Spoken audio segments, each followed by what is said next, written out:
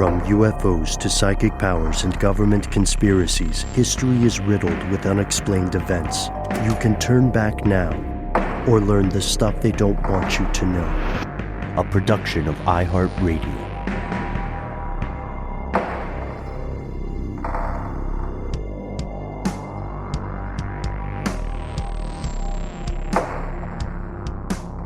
Hello, welcome back to the show. My name is Matt. Our colleague Noel is on an adventure, but will be returning shortly.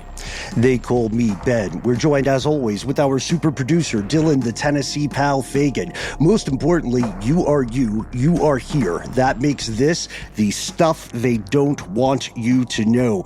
Now, Matt, Dylan, have you guys ever visited the Black Hills, or what we call Mount Rushmore today? Nay. I have not. Have you?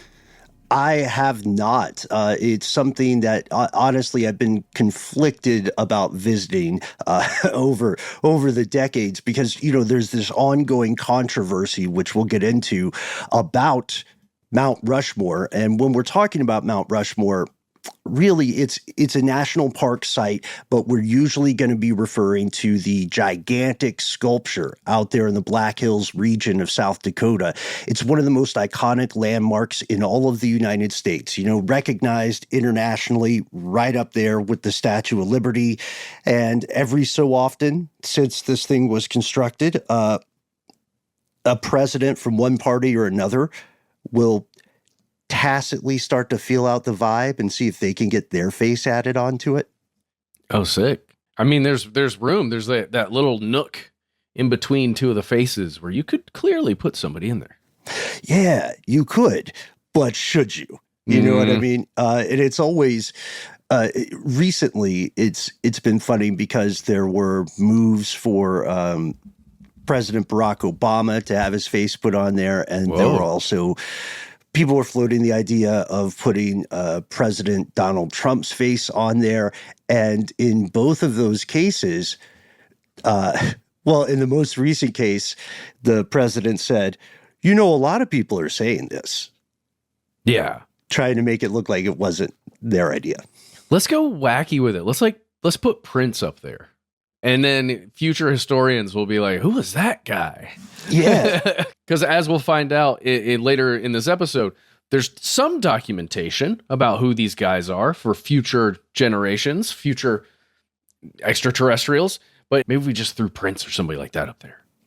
You know what? Why limit it to human beings? I would like something further inexplicable, like just Doge. A huge crow.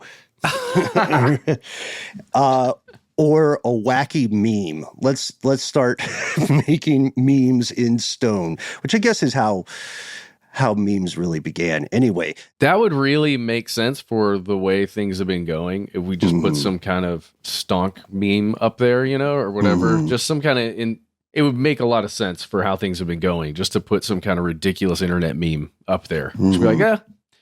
We kind of started like that, but ended over here.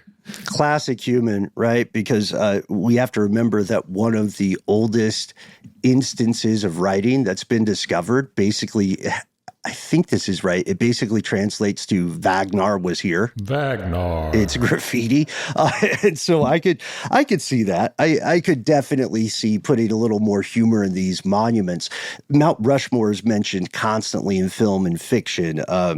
Are you guys fans of the National Treasure franchise, the Nicolas Cage vehicle? I am aware of it. I enjoy it. I've never seen it. I feel like it's a movie night.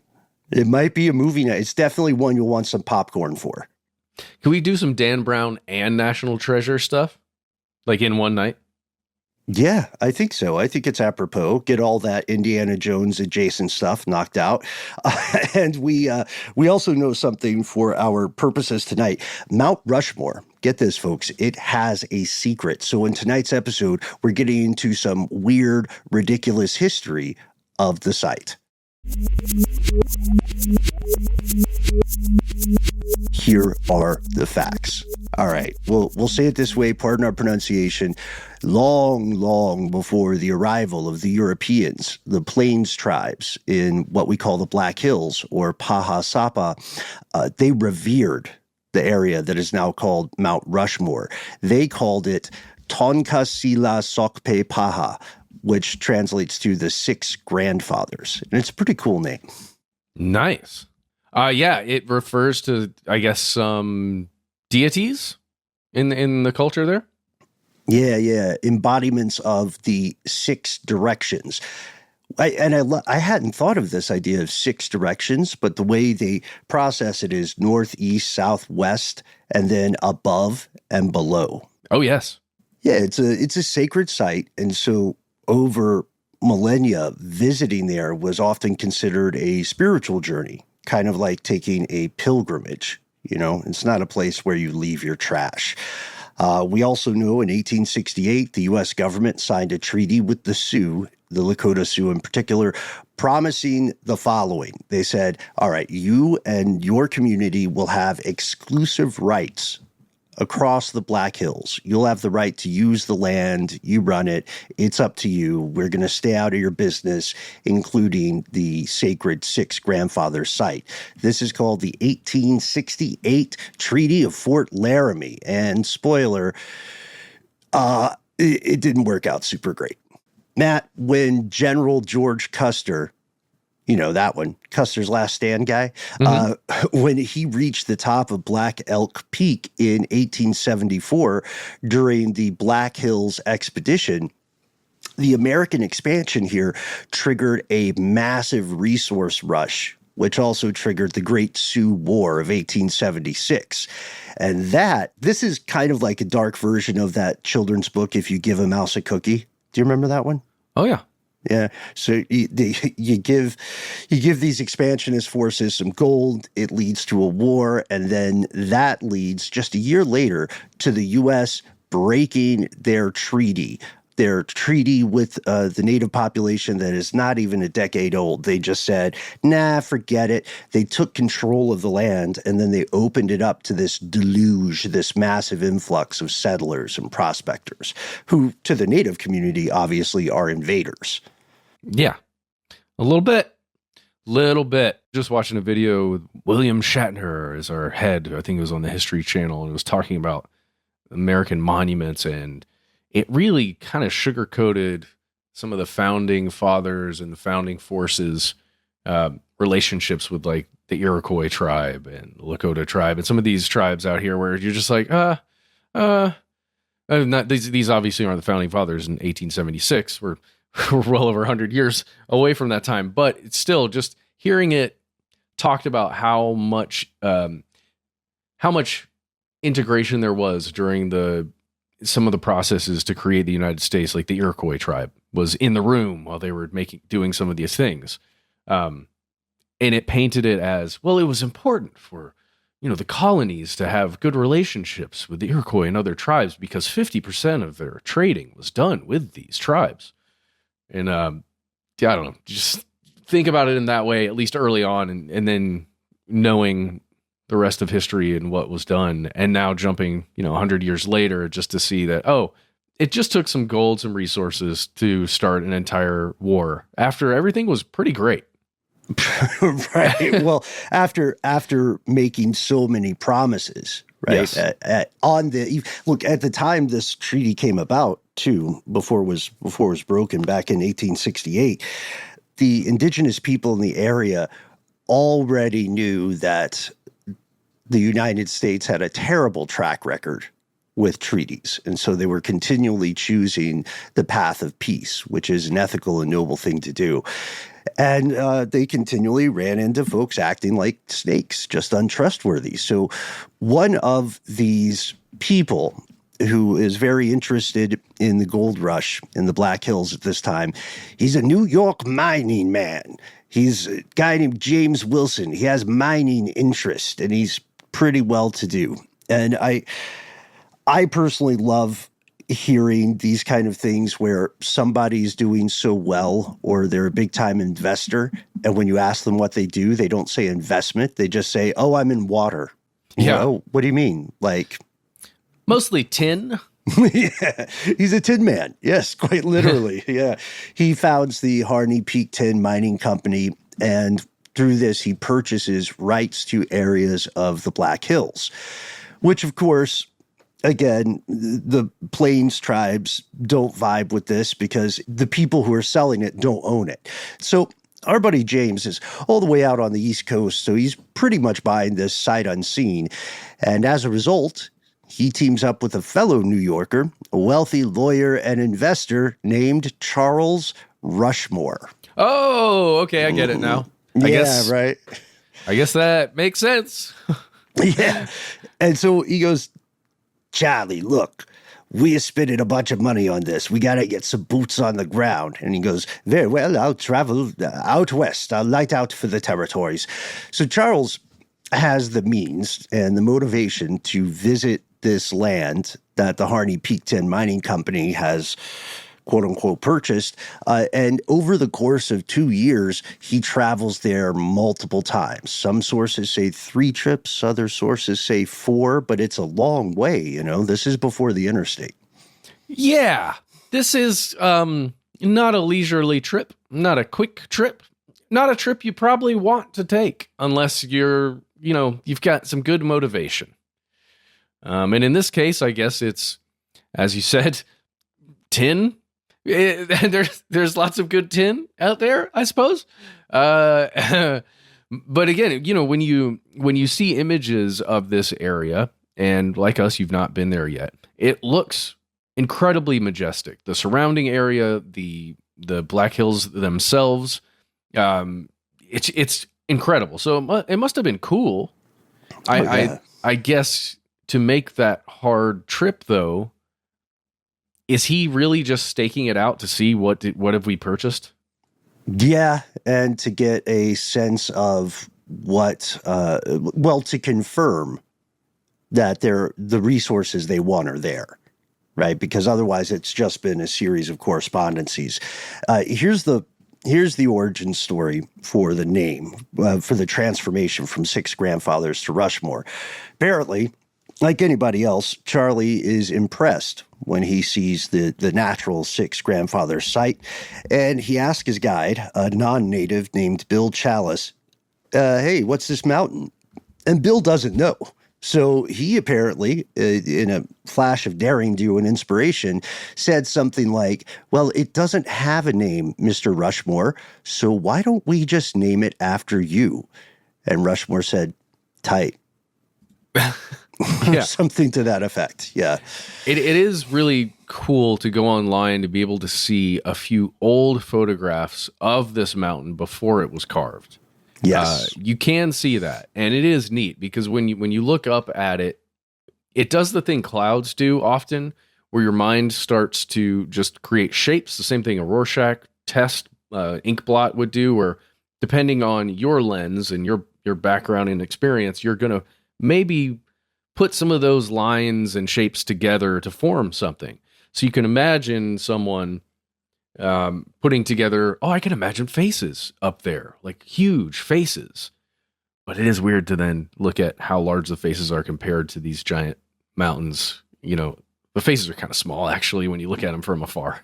Yeah, like Stone Mountain, which will also show up here. And that phenomenon we're describing, the fancy word for is pareidolia. Mm-hmm. That's where you're seeing patterns in clouds. That's one of my favorite things. And when you see things that look like faces, maybe on Mars, who knows? But again, you might see something completely different than the person standing next to you, which is, I think, my favorite part. Right. Someone says, hey, look at that cloud. Doesn't that look like a duck? And then the person next to him says, it's clearly a 1987 Subaru. Yeah. But you can, by describing what you're seeing, get another person to see what you're seeing, which is, again, just using that old noggin and some persuasion techniques and just communicating. It's weird how we can do that for each other and to each other. Yeah, and with each other. And so similar to that phenomenon, the name starts spreading. The name Mount Rushmore, the non-native locals are the only ones using it, and they're partially using it because people, like patterns. People like having names for things, and partially because they didn't give a tinker's damn for the values of the indigenous cultures in the area. It's not until 1930 that Uncle Sam makes this name, Mount Rushmore, official, and a lot more happened in between then. Most notably, as we refer to, Mount Rushmore became home to 4 gigantic 60-foot sculptures of U.S. presidents. It ignited a new era of conflict between Native peoples and the U.S. government that continues today, which is weird because Mount Rushmore is a huge tourist attraction, even now when tourism in the U.S. has plummeted from domestic and international sources. Yeah, it is one of those places that it's fabled because you read about it as soon as you've got a textbook in front of you that talks about the history of the United States. As soon as you're a child, Mount Rushmore is a thing. And I think you create a picture of it in your mind from maybe the pictures in that textbook of what this thing is. And going out to see it, I want to say, becomes some kind of, I don't know, a journey you feel like you're supposed to take at some point, kind of like going to the National Mall, seeing, the Washington Monument and Congress and all that stuff for the first time. It feels like it's a pilgrimage you're supposed to do as an American. Right. Yeah. And that's an echo of the pilgrimage or spiritual journeys indigenous communities felt for thousands of years before the United States. So we can understand why I've got a big picture of Mount Rushmore on one of these monitors, and I feel like 3 of these 4 guys are staring at me. There's one guy who's just looking off to a different direction. Yeah. I don't know what he's looking at. It's an interesting choice. We'll see. It's partially due to the geography, but that's Lincoln, right? If you're looking at it on the far right. Yeah, that's Lincoln on the far right. On the far left, we've got George Washington from earlier. Second to left, we've got Thomas Jefferson. And then in the middle, just looking in a weirdly intimate way toward Lincoln, is Teddy Roosevelt. Yes. And some unknown is meant to be right there. Right there in the between middle. them. So while this is a huge tourist attraction, and for many patriotic Americans, it's seen as a rite of passage to visit it, it's also a center of controversy and conspiracy. Apparently, Mount Rushmore is home to some secrets. So what say we pause for a word from our sponsors and then climb up the mountain? Let's climb.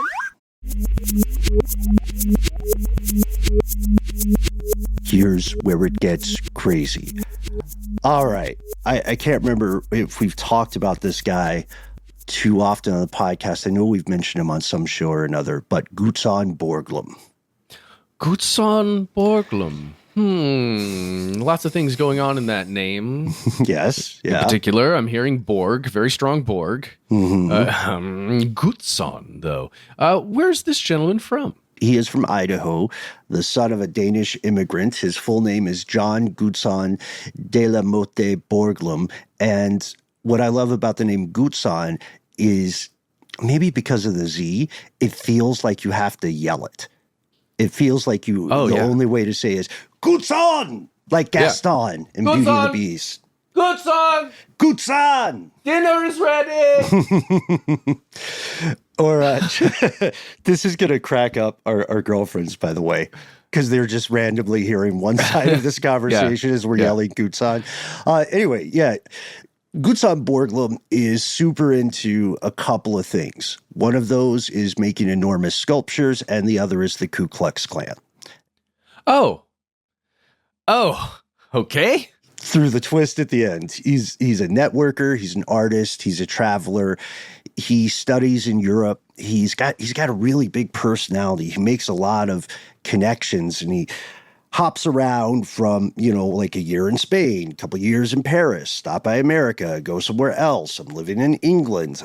His personal relationships take a toll from the constant travel, but he does make plenty of very powerful friends and enemies. He exhibits his art that he's creating all along the way. And his two most well-known works are Mount Rushmore and Stone Mountain. Now, Stone Mountain, I know, Matt, you and I have been. Dylan, have you been to Stone Mountain? I've been to the park, but I've never been to see the sculpture. Okay. You never basked in the Confederate generals? Actually, so no, weird. I've been to the laser light show. I forgot. Yeah, okay. Yes. Yes. Yeah. I was good. A That was tree my caught on next question. fire during the fireworks finale. I remember it's weird because a lot of us see the Stone Mountain laser show in this area when, you know, it's a thing that parents take their children to, right? So the kids often don't know the entire story. You just see what, for the time, is a really cool light show with bangers like Devil Went Down to Georgia. You know what I mean? And they're passing out the little light bracelets. They got all these glow-in-the-dark toys. And during that show, you get a big, vague dose of patriotism, but you don't get much of an education. Yeah. Well, you don't really understand the significance of the guys that are depicted on horses up there.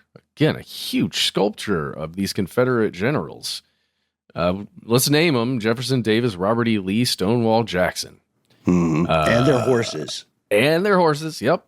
And I mean, it looks very majestic when you see it. If you just are seeing it as, a carving of humans on horses. Yeah. And it is cool. And then you go, oh, wait, what? What is this? Why are we, what? Mm-hmm. And that's why there have been a lot of moves over the decades or proposals to alter or remove those carvings. You know, I think one of our mutual favorites was a petition to replace those Confederate leaders with outcast. I didn't think it would actually happen, but people did sign the petition. That would be nuts. That would be nuts. It'd be very expensive too, right? Because the scale is baffling for both of these things. When you look at Stone Mountain from far away, you can appreciate that there definitely is a size at play. But I guess the best microcosmic example is, have you ever actually held a traffic light? No. Like seen them on the ground? I have held a very old traffic light that was of different dimensions and not as heavy or large. Okay. But you know what I'm saying? Like with the modern traffic lights, Yes. when you see them and they're removed from wherever they're hanging, once you get closer to them, you can see how large they actually are. And that's what happens as you get closer to these sculptures. It takes a lot of work to make these. This is not clay, after all. And so Borglum is constantly on this rush for funding, for support, for various organizations to help him out. Oh, and that's another thing to keep in mind here. Sometimes, and I have done this, you imagine a sole artist making a sculpture, right? If you imagine Michelangelo or somebody Sure. just sculpting away at a piece of granite, a piece of stone, that is not possible for the size of these things. So when we're talking about searching for funding, you're talking about teams of people that are working in shifts, that are, procuring dynamite and specialized tools, and just, it takes a crap load of money to make something like this. Yeah. Like how Hoover didn't build the dam. Yes, precisely. I love that Precisely. point because Borglum, let us not deify the guy or lionize him too much. Borglum has the vision. He's making these models, but he is not up there by himself with a pickaxe. Yeah. But you can, I mean, maybe I'm just a dullard in that way, but I just, especially as a kid, you imagine, oh, that's somebody's sculpture. Like somebody did that rather than somebody planned it. And Yeah, maybe we should say someone had the vision for it. But I think that's a really great point, Matt, because this guy has these strange connections across the world, and because he has this penchant for enormous problematic sculptures, it's not surprising that Borglum has become the subject of conspiracy theories. The most well-known one directly inspired that National Treasure movie. I think we can spoil it. It's 2007, right? Yeah. We'll do a spoiler warning. Okay. Here be spoilers. 3, 2, 1. Sorry, Dylan. And Yeah. Matt, because I haven't seen anything. Oh, I mean, it's a popcorn flick, right? It's beat for beat, similar to Indiana Jones, right? Or meets Dan Brown. Okay. So there's a treasure hunter named Ben Gates, and Nicolas Cage is so famous that whenever somebody describes the movie, they say, oh, Nick Cage is hunting treasure. But his name in the show is Ben Gates. He learns that Calvin Coolidge, I don't want to spoil it too much, but Calvin Coolidge commissioned Gutzon Borglum to create the gigantic Mount Rushmore sculpture as a way of hiding evidence of a legendary Native American pre-Columbian city of gold. Whoa. What I love about the MacGuffin of this, without getting too into it, is the idea of creating Mount Rushmore to hide a treasure. It's brilliant, man. It's brilliant. Not the fastest solution. I mean, it's a documentary. What's false about any of that? We have to go, guys. We have to go to the Black Hills. I want to. I mean, look, just let's put it out there from a strategy perspective. If there's a giant monument on the side of a mountain that becomes a tourist attraction and a piece of American fable, American history, sure, then nobody's going to be checking around Lincoln's head. You know what I'm saying? Nobody's going to be looking over there. They're just looking at Lincoln's face. I guess so. We're probably not the best sample size because I would be like right in his nose. I would be trying to figure out, how big this sculpture is and like, could I set up a little tent here? Well, that's why they have all the security. There's a ton of security there. Yes. Yeah. Partially because of that controversy and partially because of very eccentric things like me who would immediately try to camp out. You know who else would try to camp on it?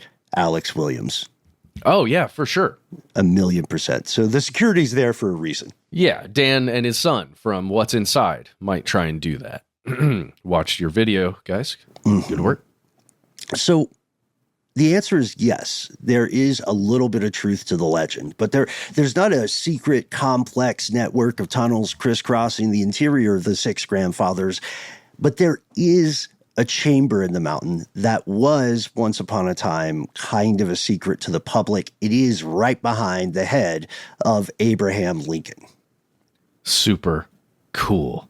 Yes. Should we state that the National Park Service says it's a not so secret place. Right. And yet I was unaware of it until we began researching this episode. So I don't know. Seems pretty secret. It was secret for a while, not necessarily due to malevolence, but more due to let's do it. So here's the truth of it. Like so many other works of a grand scope, think of the Washington Monument. That's a great example. Borglum's original plans for Rushmore were way, way more grandiose than what actually ended up being built. And this guy was very much a consummate salesman. He was always pitching stuff. And for example, you can see pictures of this on Reddit and Snopes or wherever. In his original vision, the presidents were even bigger. They were depicted from the waist up, not just the heads. And then he said, guys, this isn't just a sculpture, when he's asking for more money. This is going to be a national archives here in the mountains, a second national archives. There's going to be this opulent stairway behind the presidents. It ushers visitors up to a hall of records. And they said, hall of records? And he said, no, say it so I can hear the capital letters. It was a really big deal to him. This was like out of all the stuff that he was passionate about for this project, this vaunted hall of records was to him one of the most important parts of the whole shebang. It was why he woke up to do it. Well, it makes so much sense. When we're talking about a grandiose vision, we'll give you the quote, a really cool quote at the end of the show here.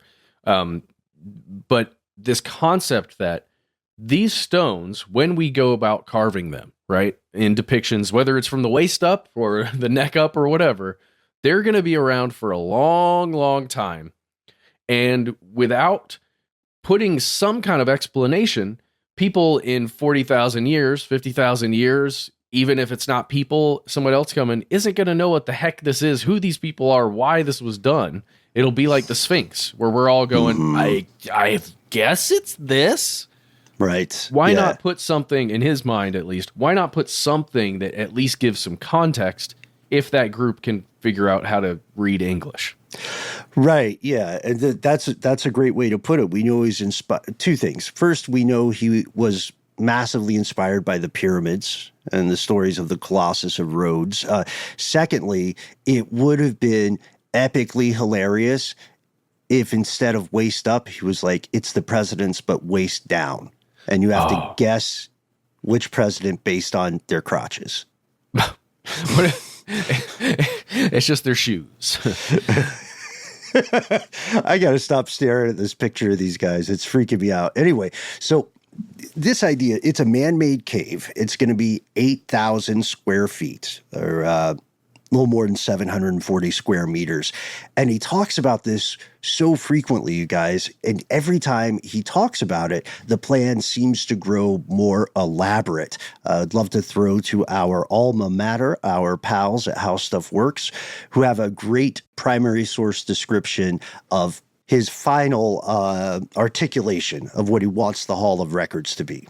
The Hall of Records, as he called it, would have a 20-foot entrance with glass doors and a bronze eagle stretching 15 feet from talons to crest above it, along with the motto, America Marches On. To provide access to the hall, Borglum planned to carve an 800-foot granite stairway up the backside of Mount Rushmore. I was into it until they said backside. Up the backside. Up the backside as well. You know what I mean? Yeah. Can we pause here just for a moment? Just, you mentioned Washington Monument and how there were other plans for it. I think maybe a lot of people don't know the full story of that. If I'm recalling our previous videos and discussions of that, the huge singular obelisk that is now the Washington Monument that we've come to love and know, it originally had this really cool other part to it, right? Yeah. The first Washington, well, there were two Washington monuments, right? And the first was, it looks kind of like a stone milk bottle.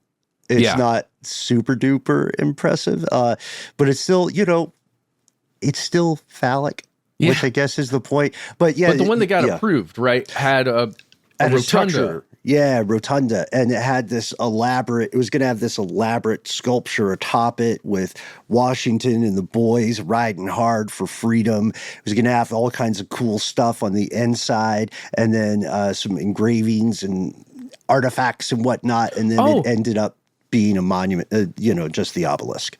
Yeah, it was going to be, wasn't it going to be like a Hall of the Founding Fathers kind of thing where it's much smaller sculptures than Mount Rushmore's, but just like actual sculptures of the Founding Fathers around that thing? Mm-hmm. But like, what do we, when we did the episode, we compared it to a pantheon, I think. Yes. Yeah. Because it was very much descended from classical Greek architecture. So they wanted to echo the kind of things you would see at an old Grecian temple. But of course, a war came along while all the money was going into this monument, and they said, maybe we'll put a pause on that. Mm-hmm. Yeah, before we make a thing, I don't mean to sound like a jerk about this, but they rightly said, before we make a thing kissing our country's butt, let's save the actual country. Cool. You know what I mean?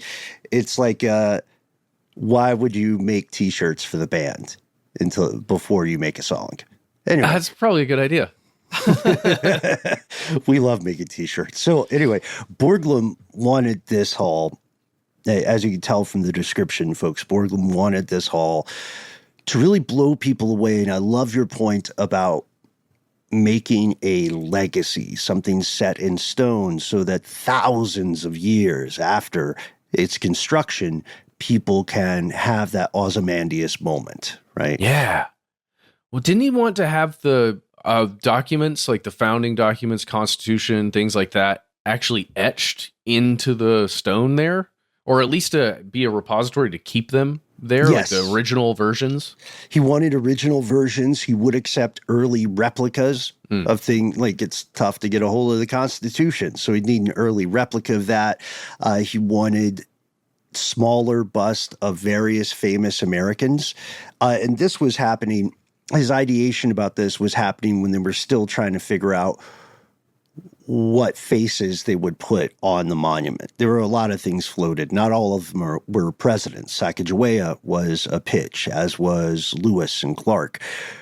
And they, and I guess maybe Coolidge at some point. Anyway, they landed on these 4 presidents, and they took all the people that they considered important, but not, mountain face important. They would make little busts of them and put them in the Hall of Records, along with a bunch of exhibits that were showcasing the industrial, artistic, and scientific breakthroughs of people from the U.S. and U.S. history. Because Borglum wanted to, at least from his statements that we have, he wanted to create art and legacies that were thoroughly American. And he was not interested in the opinions of the native people. Because America meant a very certain thing to him. Yeah. I wonder if Frederick Douglass was on that short list of people to put in there. From what we know about Borglum, if he was on the list, I don't think Borglum put him there. Just one of the most important figures, but whatever, it's fine. It's Sure. Okay, so he's super in love with this idea. We all know how collaboration and envisioning stuff works, and especially if you're working on a big project with a group, a lot of people fall in love with like their one thing, their pet thing. And for him, the pet thing is the Hall of Records. Construction on Rushmore begins on October 4th, 1927, and it takes 14 years to complete. It concludes on October 31st, 1941. There are a lot of obstacles, a lot of setbacks, funding, of course, geology, the sheer scope of the thing, and as you foreshadowed so beautifully, Matt, war. World War II kind of complicates things. Yeah. And 14 years isn't that bad for the size of these sculptures. Yeah, 14 years. Come on. When you really think about the amount, like the way it was done, you can go to a couple of different videos that you can actually see like inside, where cameras are allowed to go inside the Hall of Records, or what is the Hall of what would have been the Hall of Records, right? And you can look at the boreholes. There are just so many of them where, you'd honeycomb these giant pieces of granite as deep as these drills could go, and then stuff them full of dynamite and blast them out. And just how long that took and how dangerous that was to do. You can imagine that, 14 years, not too shabby. Not too shabby, no. And you can look at other similar projects to get a sense of how great 14 years actually is for something of this size. Let's go to 1938, though, all right? The construction has been going on for more than a decade. People are getting a little antsy, but Gutzon is not giving up on the dream of this interior thing going, quote, up the backside of the monument. So like you're saying, Matt, they blast out a 70-foot tunnel, and things are looking pretty good, right? The boreholes, you can see similar techniques used when roads are being carved through mountains in Appalachia. You can drive through an area and you can look at the rock face and you'll literally see those holes you're describing where they had to blow out chunks of the rock. You can also see it in a lot of mines, especially if you're up in North Georgia and places along Appalachian Mountains. Like when you go down in there and you see where there were huge mining operations. Hey, like maybe the tin mining that was going out there, where it's such a dangerous concept of using fire for light, or at some point electricity that's run all the way through a mine to then put all this really volatile chemical stuff, called dynamite, into those holes, and then just try and explode it without blowing yourself and everyone else up, or caving everyone in. asphyxiating, hoping above all that you got the timing right and the support beams are having a good day. Because you're literally spooling out the fuse yourself. Exactly. And you're counting back. Oh, man. But this is, it's funny you say that. One thing that I think we've all visited in the past is, what is it in Chattanooga? It's not Rock City. It's the underground waterfall. Ruby Falls? Ruby Falls, baby. Yeah. Ruby Falls is getting a little stuck up for me, guys. Last time we went up there with a crew, we learned you have to have reservations for your tickets now. Oh, it's so crowded. I thought it was one of those things where you could just go up and say, take me to the cave. But I'm mentioning that because going underground, even in a tourist attraction that's very safe, gives you a sense of the claustrophobia and the dangerous conditions in which these mines are made. It'd also be really cool to hear from you, fellow conspiracy realist, about abandoned mines in your neck of the woods. I'm thinking especially out west in the United States, the odds are pretty high that several mines have been lost to history. It'd be cool to find them. Oh, yeah. You find a shaft accidentally. That's the worst. Find a mine shaft? Because those go down. I guess all mines go down. But yeah. I can't get the picture out of my mind. Or maybe it's just the phrase. It's echoing this concept of Gutzon's never-ending pursuit to penetrate the backside of the monument. I love it. Yeah. I hope that's the phrase he keeps using. Like, where are the stairs? And he goes, I'm glad you asked. Right up the backside. Like, oh, do you not want to have maybe a nicer entrance in the front? And he's like, no, backside or nothing. So it's crazy. We're allowed to vote, guys. Hey, don't sleep on the Consolidated Gold Mine in Dahlonega. That's another great place to go. I like that one too. That's a lot of fun for adults and kids alike. Did you have you been there recently? Did you do the panning thing? Do they still do that? Yeah, they still do panning thing. The most interesting thing to me is that it's a mine that's still filled with gold. There's a ton of gold in that mine, but nobody's allowed to do any work there or pull any of the gold out, which is interesting. I remember reading that. Can you remind me, why aren't they? Is it because it's a historical site or is it too expensive? I can't remember exactly, but there's a great spiel. The kids, I got to take the kids up there and they just had a lot of fun learning about the history of it and actually seeing like veins of gold. Yeah. It's neat. Yeah. And, shout out to every kid that's another sort of Georgia rite of passage or Atlanta area rite of passage. Shout out to every kid who's been there because I know we all thought at some point it'll be your lucky day, right? Yeah. I'm going to be the kid who pulls out a huge nugget of gold. Yep. Oh, man. Now I want to go back. Anyway. All right, so things are looking golden for our pal Borglum. They blast out that tunnel, but in July of the very next year, 1939, Congress says, come on, my guy, this is taking forever. This is so non-Falcon of you. Non-Falcon. Can you just focus on the actual sculpture? And Borglum reluctantly says, we'll put a pin in it. And that's what we'll do with a brief pause for a word from our sponsors.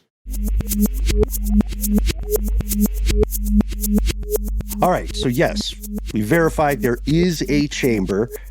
Secret is up for debate. It's not really secret now, and it's not some super duper ancient civilization thing. It's not a crazy opulent hideaway or doomsday bunker for the well-to-do. It's really a remnant of a big dream gone awry, was languishing in obscurity. It was a hall, yeah, technically, right? But it was an empty one. There were no records, no public acknowledgement. Borglum, as history shows, never saw Rushmore completed because he passed away in 1941. Yeah, but it was cool because his family got to take up the mantle a little bit, and his son was named Lincoln. Hey, Lincoln, come on. That's pretty odd. Wait, it's interesting they want to have the Hall of Records right by Lincoln's head. Yeah. Names his son Lincoln. All right, what's going on with his interest in Lincoln? Okay, we need to know more, but it is really cool that it went to his family because you can see old archival images and some that's not that old actually, where it's the family saying, "Hey, we need to get this thing done. We need to finish this. This was his vision. We can do it. We just need the funding." Exactly. Yeah. And unfortunately, tragedy at this point comes in waves. And later that same year, 1941, the funding for Rushmore, to your point, runs dry. Congress is worried about a second world war, so they refuse to throw more money at the construction or the problems of the construction. And over the next several decades, like you were saying, Borglum's estate campaigns to get this sculpture finished. And at the same time, concurrently, the site is attracting more and more tourists, and it's growing in popularity despite the ongoing controversy surrounding Native American rights. So if it hadn't become a very popular tourist attraction, then the funding probably wouldn't have arrived, at least not the amount that they needed. So Borglum's estate was eventually able to say, not just say, hey, this was important to our patriarch. They were able to say, this is important to America. Yeah. Now we can get it done. Now we can get it done. So the National Park Service, which is so cool. I love them. We shout them out every time we talk about anything that has to do with this. And, you know, they've had a lot of their funding cut and a lot of problems going on right now. Yeah. But the human beings, and I think more importantly, whatever it is inside somebody that says, I'm going to work for the National Park Service. I'm going to do this thing and provide basically history lessons and nature experiences to other human beings. That's pretty cool. That's, I don't know. That's a neat pursuit. Yeah, I love all the specific jobs and roles in the Park Service. Sometimes I'll go into a rabbit hole of just watching the videos of the fire watchers. It seems like such a awesome life. Well, all of it is. And you go to any of these sites and you just talk to the people that are there every day that are just running it, and nature preserves, people running all kinds of stuff like that. Just awesome humans. Good. Seriously. If you do that work, good on you. Yes, thank you very much. And we want to hang out also. Yes. we are unrepentant fanboys of the Park Service, and it's something I think a lot of us here in the United States take for granted. There are these vast swaths of just absolute natural beauty, and yeah, it can be inconvenient to get out to some of those places, but we promise it's worth it, especially while they're still around. As depressing as that is to say. Well, especially if you're even remotely going to somewhere that's near one. Just make a day of it. I love it. And here's what the NPS does at this point in the story.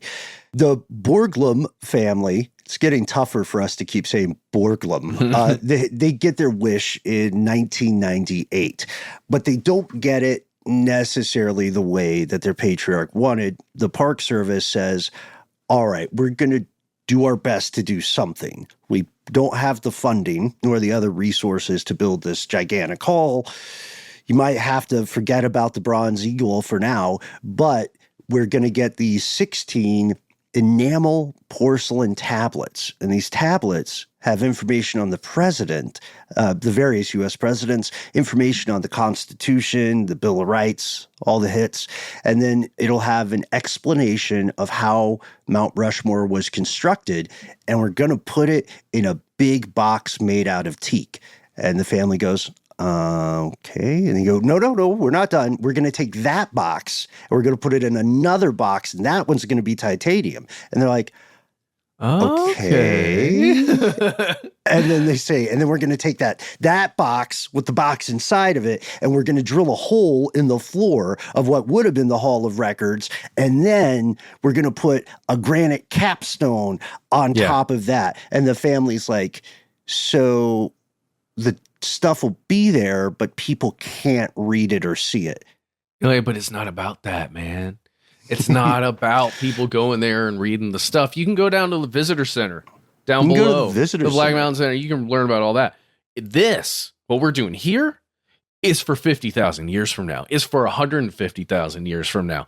Because, and it's so brilliant, that teak box, you can see videos of it. It's gorgeous. It's beautiful. Gorgeous wooden piece of art. And then these huge, it's tough to even imagine. I couldn't see it on my head until I watched video of them actually placing it into the ground. Yeah. The box is really, I'm trying to imagine something to compare it to. Like if you're imagining a packing box or something that you may have received, and I can't think of something that would be universal enough to describe. Like an IKEA flat pack box, maybe? Yeah. So if you imagine putting one end of that deep down into the earth, and then imagine putting these large tablets, sliding them into that very slowly, long ways. It was really cool to watch them actually do it and to see how it's situated under that capstone. I just didn't, in my head, I didn't see it that way when I saw the capstone, not until I saw them putting it in. Yeah, because when we hear the word box, we're all you're naturally going to think of something square, right? And yes. This is not the case. So if we're back at our hypothetical pitch meeting with the Borglum family, they're still saying nobody will know what this is. You put it in there, but you can't read it. And they go, but wait, we will put one of your old man's quotes right on that granite capstone. Objectively, decades later now, we can say it is a very cool quotation. Well, yeah, it's inspiring, and it makes the whole thing make sense. It makes the vision make sense that Borglum had originally. Ben, why don't you hit us with it? Let us place there, carved high, as close to heaven as we can, the words of our leaders, their faces, to show posterity what manner of men they were. Then breathe a prayer that these records will endure until the wind and rain alone shall wear them away. It's poetic, bro. It's poetic. He's a very problematic person.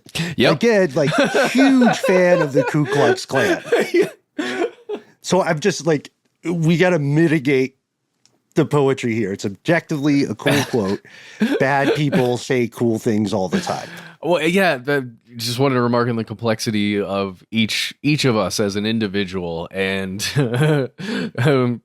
it's fascinating that you can have something like that, just a thought like that, build something like that, or envision something like that, and then also hold beliefs that are just so contrary to the bigger picture things that he's making monuments for. Yeah, and also being closely affiliated with the Klan while clearly loving Abraham Lincoln. That's another contradiction. And, look, members of the Borglum estate and family are alive today and maybe listening to this show. And we're being honest about the history of a complex character, but we're not in any way, I think, denigrating the ambition there, Yeah. We just have to acknowledge that imperfect people can make amazing things, and that Mount Rushmore, love it or hate it, is still incredibly controversial in the Native community. I mean, there is a chamber hidden in Rushmore. It's not really a secret now. It's definitely not what Gutzon envisioned. And there have been all these plans and propositions for adding to it or erasing it, as some Native groups would prefer. Tell you what, I don't know if we have time. There is one funny Borglum story we collected it here at the bottom. I think we talked about a little bit on Ridiculous History, but we said he's a big salesman, right? He sabotaged Calvin Coolidge on his vacation to kind of trick him into going to a dedication ceremony for Mount Rushmore. Yeah. He said he was thinking, if I can get a presidential visit, I'll get so much publicity. We knew the president's going to go to the Black Hills this summer. And Borglum said he was going to hold a dedication ceremony at that same time. Never mind that he had already had a dedication ceremony back in 1925. That doesn't matter. So he scheduled the event before he asked Coolidge if he could make it, because it didn't occur to him that the president would be doing other stuff. And he had this idea where he was going to hire a pilot to fly him over the lodge where Coolidge was staying, and then throw a bunch of flowers or a big wreath and say, "Greetings from Mount Rushmore to Mount Coolidge."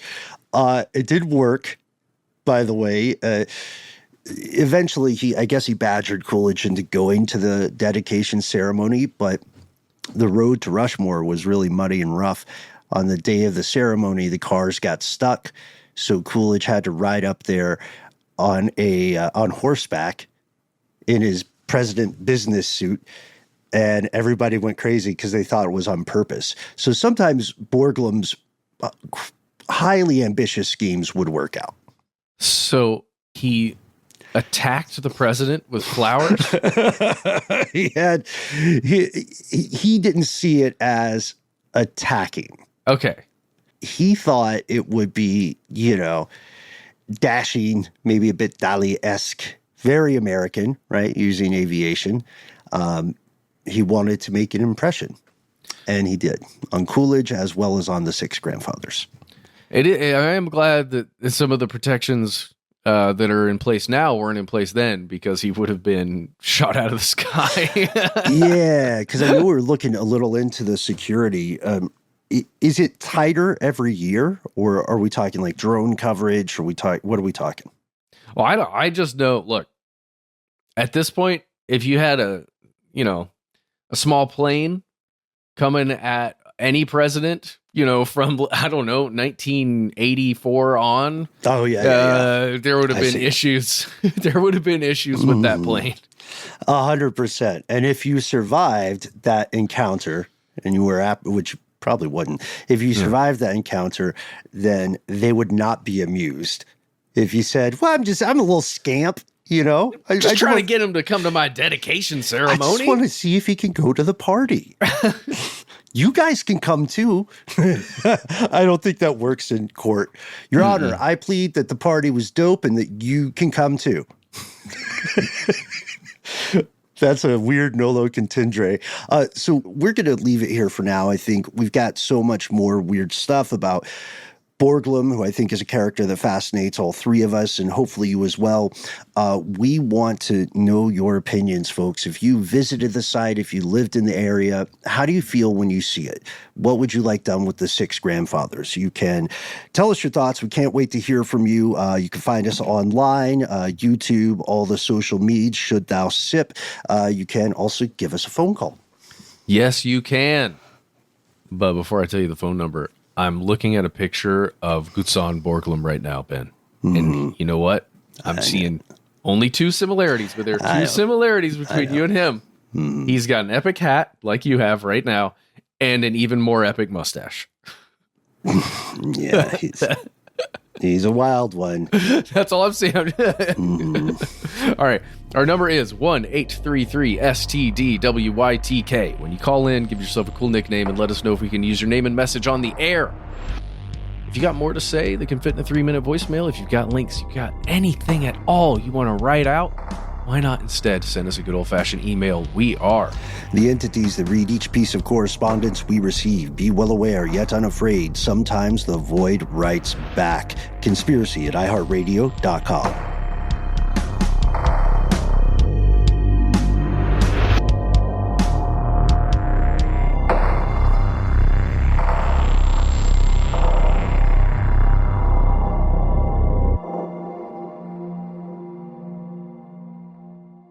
Stuff They Don't Want You to Know is a production of iHeartRadio. For more podcasts from iHeartRadio, visit the iHeartRadio app, Apple Podcasts, or wherever you listen to your favorite shows.